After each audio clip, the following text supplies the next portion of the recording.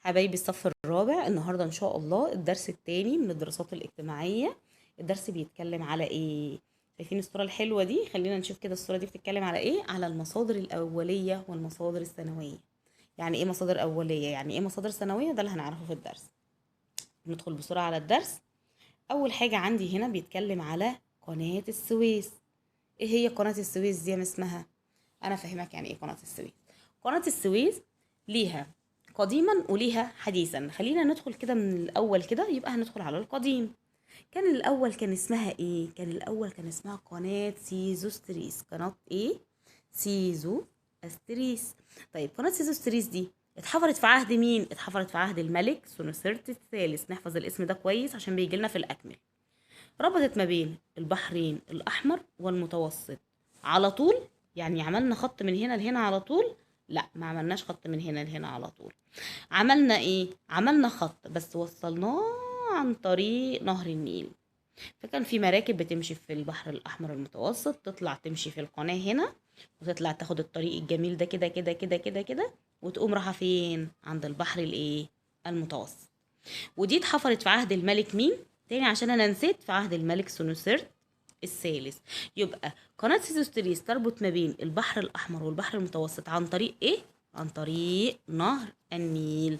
نهر نهر الايه يا ولاد؟ نهر النيل. نهر النيل. طيب، يبقى احنا كده اخدنا قناة ايه؟ سيزوستريس. ده هنا قديما ولا حديثا؟ ايام الفراعنة، يبقى اكيد ايه؟ قديما. طيب ندخل على اللي بعده. طب قناة السويس ايه اللي حصل؟ الموضوع اتطور وايه اللي حصل؟ فعملنا قناة تربط على طول من البحر الاحمر للبحر المتوسط، وسيبنا نهر النيل في حاله. ادي القناة هي على طول اهي، شايفينها اهو. تمام. فهنا بيقول لي ايه اهمية قناة السويس، او فسر اهمية قناة السويس ايه يا ترى؟ عشان انا مش عارف. اهمية قناة السويس قال لك تعد. يعني ايه تعد؟ يعني تعتبر. يعني ايه تعد؟ يعني تعتبر. تعتبر ايه؟ مالها قناة السويس؟ اهم ممر ملاحي عالمي. لما يجي يقول لك انا مين؟ انا اهم ممر ملاحي عالمي. انا مين يا ترى؟ انا قناة السويس. بربط ما بين البحر الأحمر والبحر المتوسط على طول.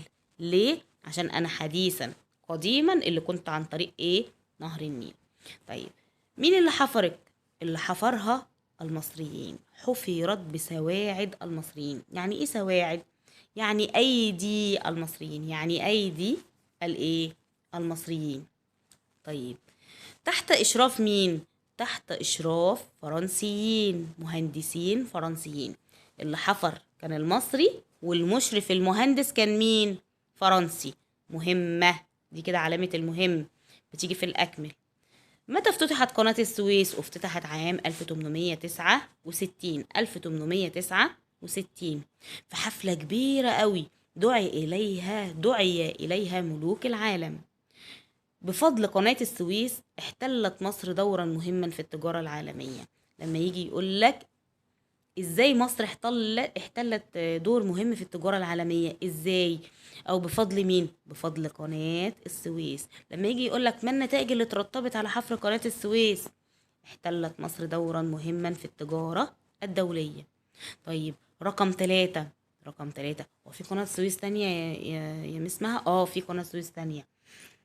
حبينا نطور قناة السويس اللي عندنا، فعملنا قناة السويس الجديدة. هي مش مختلفة عنها، ولكن هي زي يعني ايه، قناة مساعدة للقناة بتاعتنا. عملنا ايه؟ النتائج اترتبت على حفر قناة السويس الجديدة. هنا ما النتائج المترتبة على حفر قناة السويس الجديدة؟ أدى حفر قناة السويس الجديدة في 2015. في امتى؟ اتحفرت امتى قناة السويس الجديدة؟ 2015. أدى إلى إيه؟ زيادة أهمية دور مصر في التجارة الدولية. يعني إيه تجارة دولية؟ تجارة دولية يعني إن الدول بتتبادل السلع والبضائع مع بعض. يعني مصر مثلا بتبعت حاجات مثلا، ولنفرض للسعودية، السعودية بتبعت لنا حاجات، وهكذا. هو ده التبادل اللي هو التجارة الدولية. يعني هو في تجارة مش دولية، في تجارة داخلية واللي هي المحلية، وبتكون داخل المحافظة الواحدة او داخل الدولة. دي حاجة تانية. يبقى انا هنا لما يجي يقول لي ما النتائج المترتبة على حفر قناة السويس الجديدة؟ ما النتائج. شايفين الخط حلو ازاي؟ المترتبة على ايه يا ترى؟ المترتبة على ايه؟ على حفر قناة السويس الجديدة. ايه اللي حصل؟ ادى الى ازدياد اهمية دور مصر في التجارة الدولية. وضحت؟ طيب احنا كده خلصنا قناة السويس الجديدة. طب انت جبتي المعلومات بتاعتك دي منين يا مسمها؟ ما هو في عندي حاجة يا ولاد اسمها مصادر أولية ومصادر ثانوية.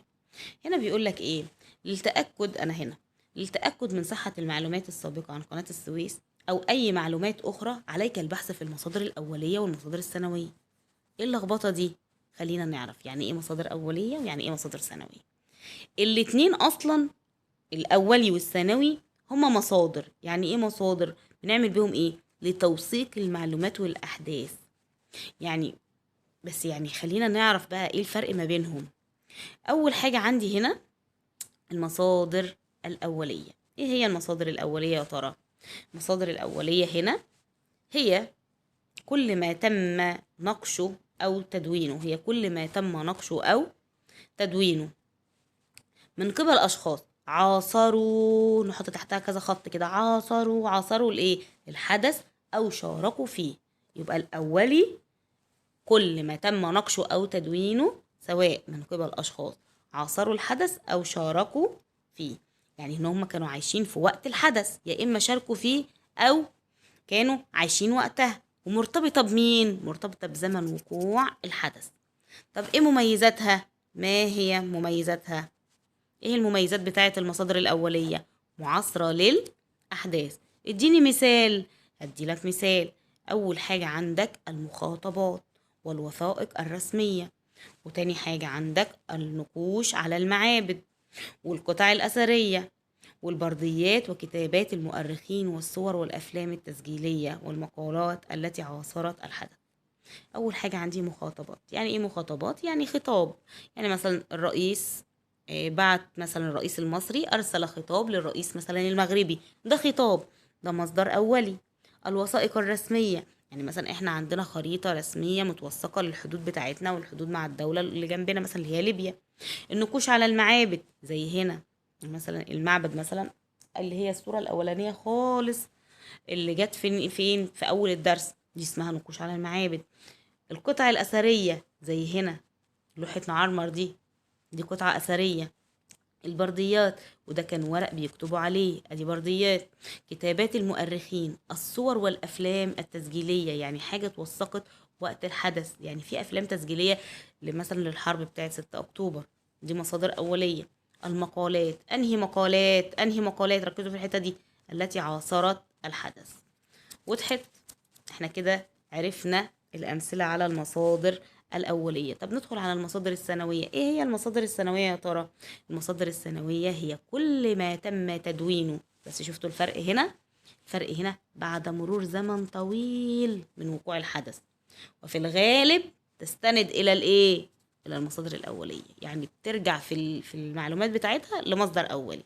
طب ايه هي مميزاتها؟ ما هي مميزاتها يا ترى؟ ايه المميزات بتاعت المصادر الثانوية؟ سهولة الحصول عليها.